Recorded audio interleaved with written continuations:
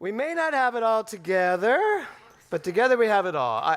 I heard Donia sing this at an event recently, and I just, as soon as she finished it, I was like, she needs to sing that here, because I had such a visceral reaction to it. And where I first went was to my mind. Sometimes I have it together, sometimes I don't. Anybody? Right? Sometimes I have it together up here, and sometimes I don't. And even when I don't, there is that in me that does. So really, if I think of my mind as these two components, that part of me that sometimes screws it up, but that part of me that is always perfect, that's what I looked at when she sang this song. I was like, all the dysfunction, the problems, and yet put them together and they balance one another out. So I want you to imagine you have married your mind together. You have literally married both parts of your mind together. This week, Kevin and I celebrated 27 years being married. Thank you. And it was funny because our anniversary is September 21st. I never knew that was always Peace Day, which is ironic. It's always Peace Day. We got married on September 21st in 1991, and then we did it again when it became legal, same date. And, when you think about marriage, how many people here are married or have been married? Okay, how many want to get married? It's a smaller minority, but okay, because the rest of you are or have been. So marriage requires two people to work together to create a relationship that works. Now, that's everywhere. It's in friendships too. But they're two individuals. Now, think about that in your mind. You have in your mind so many different beliefs that take you down so many different roads, and our job is to find a place where we understand all of it and we are in right relationship to all of it. So we may not have it all together, but when you put it all together, you have it all. You have everything you could possibly need.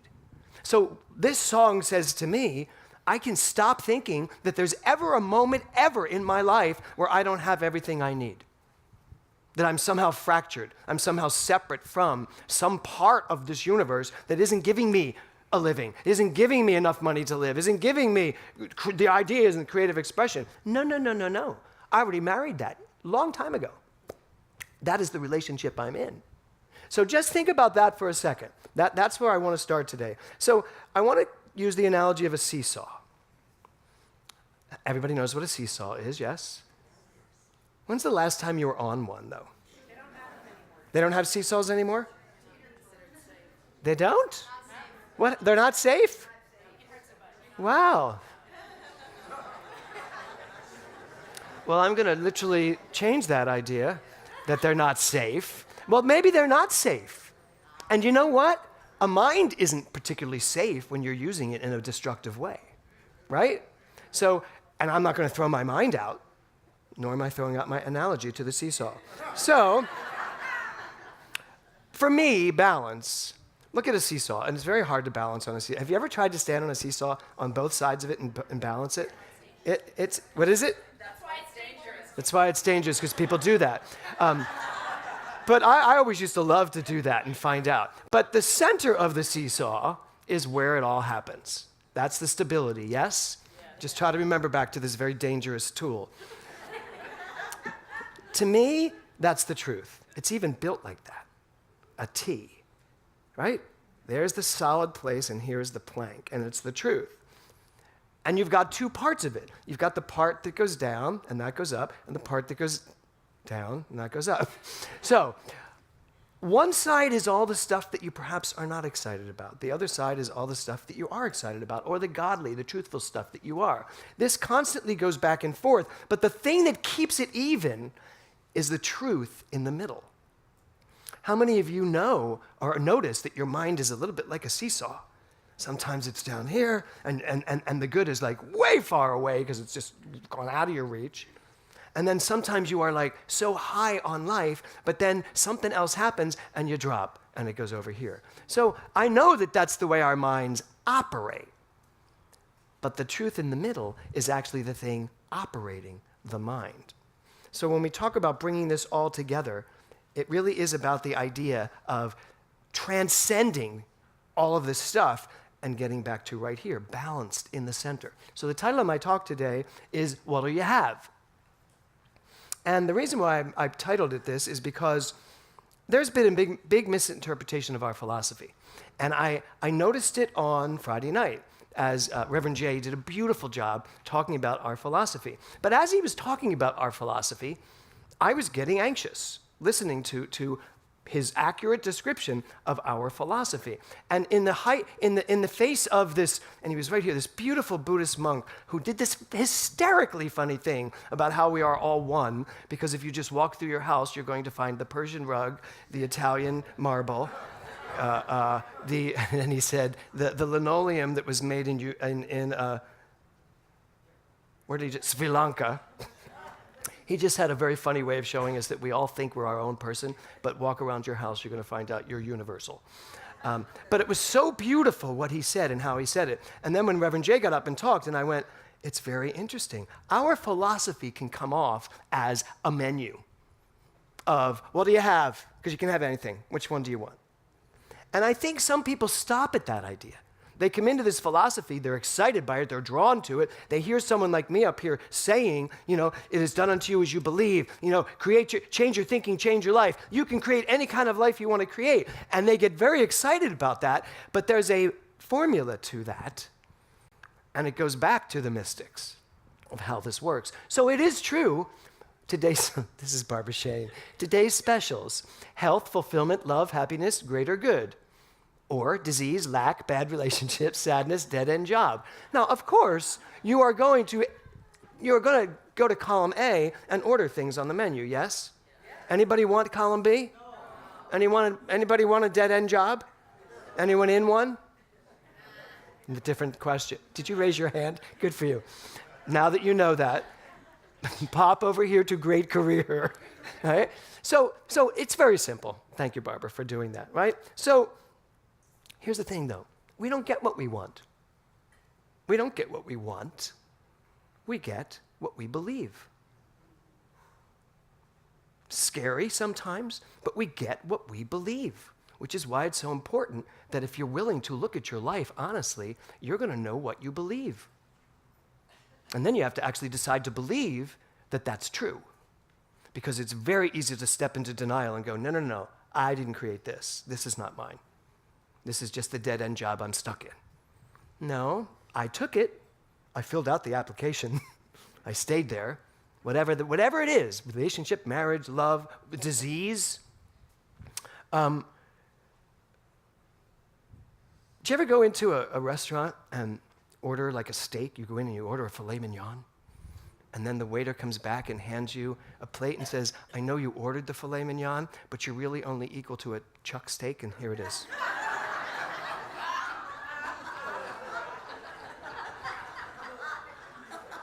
You probably wouldn't go back to that restaurant, right? No, I ordered the filet mignon. Yeah, you don't have the money to pay for it. You're not equal to a filet mignon. Here's the burger. Eat it. Be happy. Well, that's what the law's saying. Stop telling me you ordered this magnificent, fulfilled, creative life with money and stature and the most gorgeous wife or husband or whatever, and then literally pay for what you have. Stop telling me it's my fault for giving you what you're equal to. That's the philosophy you chose to follow. But the good news there is that you chose a philosophy that is active, that you can use in such a way that you can have what you are equal to. And that's really what this teaching is all about. And as I sat here on Friday night listening to everyone speaking, I had to really work my mind to go, so how do we really teach this in a way that is dignified, honorable, that's respectful, and that gives people the real tools to go out and live their lives from this perspective? Because the real perspective here is that the divinity of man is the divinity of God. It's all the same thing. The Hare Krishna talked about atheism, and I got very nervous because he was talking about atheism in a very negative way, and he spoke of it in saying that we have to eradicate atheism. And for some reason, I ended up in the back of the room when that happened, and I was sitting back there going, no, we don't, no. And I almost thought I should go up and save all the atheists that are in the room. Because there are people that come to this teaching, certainly New Thought, who can be atheistic because they don't believe in that God thing. They just believe in energy. They believe in love. They believe they are responsible for their lives. So they fit perfectly at home with us. So the idea that he was talking about we have to eradicate atheism, but I knew better than to come up because he got to speak what they teach. But what I realized was that how do we celebrate this thing called religious science in a way that works for us? So I decided the best way to find that out is to go to Ernest Holmes.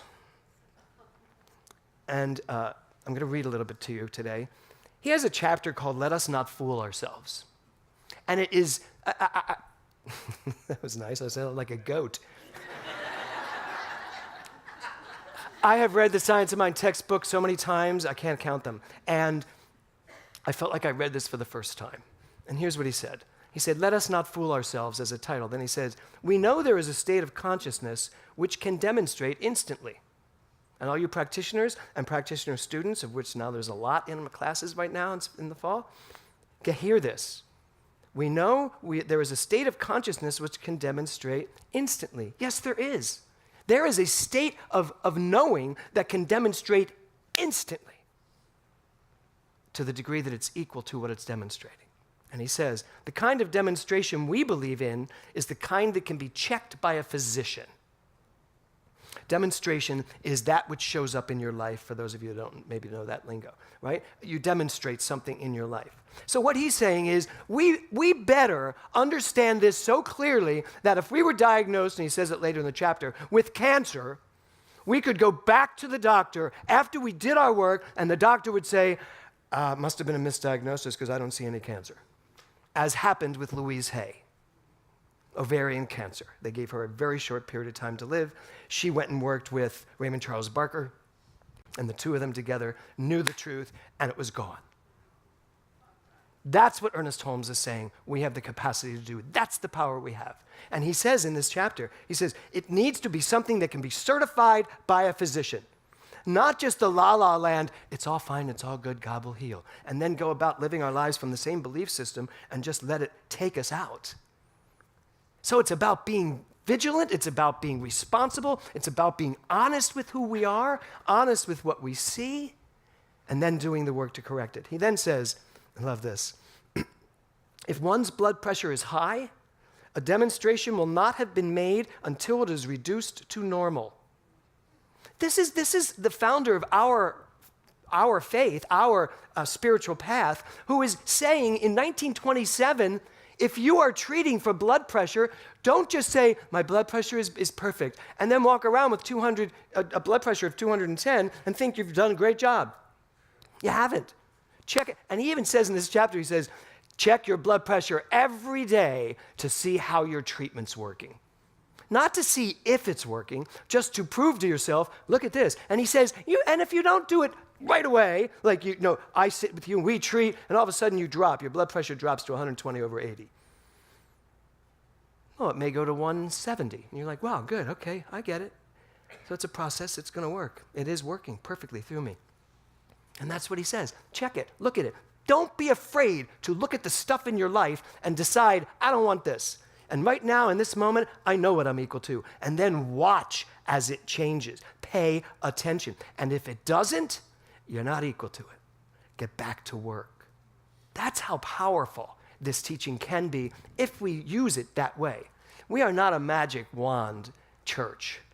We're not a church. We're not a magic wand center. We are practical. It's practical. Interestingly enough, Ernest Holmes calls it practical Christianity. That's what he calls it. He says it's practical Christianity because it was Jesus who came to us and said, it's done unto you as you believe. Figure it out. I don't think he said figure it out, but he goes on to say this. He said, our theory rests entirely upon the supposition that it is impossible to have a true subjective concept without there being a positive, absolute, and equal objective fact. This is a very powerful sentence.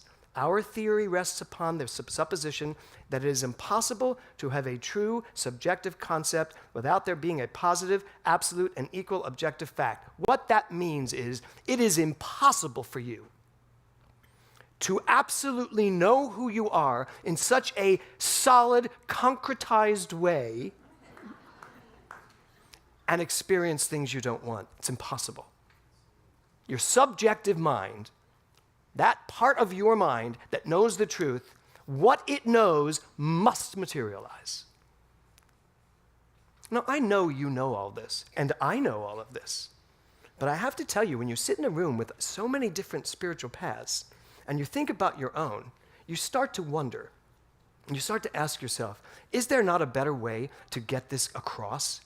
I think this, I don't care what religious path you follow, I think every single religion would benefit from understanding the power of the mind, and not in a spiritual sense, just in a practical sense.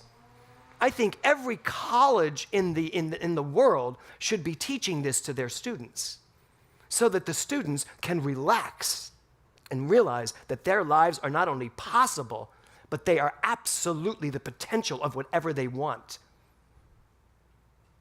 That's how powerful this stuff is. But until we start using it ourselves, until we really practicalize it and start using it in such a way that our lives are abundant in financial success, that we are living the lives of creative expression, doing the things we love to do, that we are surrounded by loving people, married to amazing people, partnering with great partners, and that our bodies are resplendent and vital with health.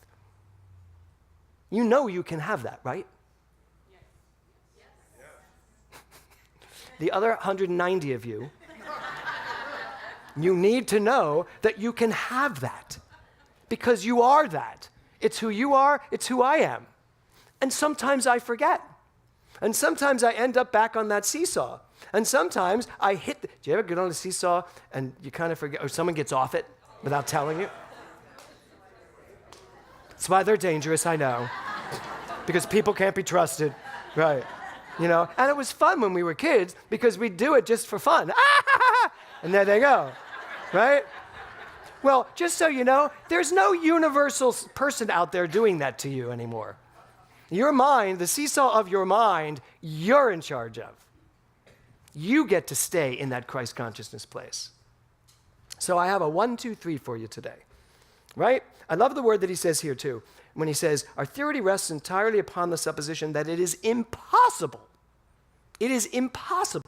to have a subjective concept. Remember I told you to make a plan at the beginning of this month? That's your subjective concept. If your plan is to be successful, you plan to be successful, then that's your subjective concept. Success, it shows up. It has to show up. It can't not show up unless you have success there and failure simultaneously, which we can do because they both are on the seesaw. The question is, which one's heavier? Which one's going to take you to the top? So here's my 3, 1, 2, 3. Notice. It's notice, decide, and balance. Just say that. Notice, decide, balance. So, notice your state of consciousness. Notice your state of consciousness. Start really noticing the way you're thinking, the way you're using your mind. I had so many counseling sessions this week, and the one thing I noticed more than anything else was that the problem that walked through the door was the thing that was being most focused on. Your problems tend to take up a lot of your time. And the things that you wish you had or don't have take up a lot of your time. Start noticing that, because that's what you're growing. More of not enough. More of not what I want. Start really noticing what you're doing with your mind. In one of my sessions this week, we went through this beautiful session. At the end, the last thing that was said to me as this person was leaving said, but what do you think about, and it was the problem again. And I said, just to be clear, if you leave here with that, then this is what you're going to grow. What do you want to grow? Do you want to grow love or you want to grow anger? Which is it? Can't do both. So, notice your state of consciousness. 2, decide where you want it. First, notice where it is, then decide where you want to put it. Where are you going to put your energy, your thought? And then number 3, balance it out with the truth. Balance it out with the truth. Because the truth will literally, as they say in the Bible, set you free. Free to do whatever you want. So you get that? Notice, decide, balance. Say it one more time. Notice, decide, balance. So the next time the universe asks you what you want and asks you for your order, be very sure that you are answering that question from the center. Because when you answer that question, what will you have? From the center of truth, they will bring you a steak, not a chuck. Namaste.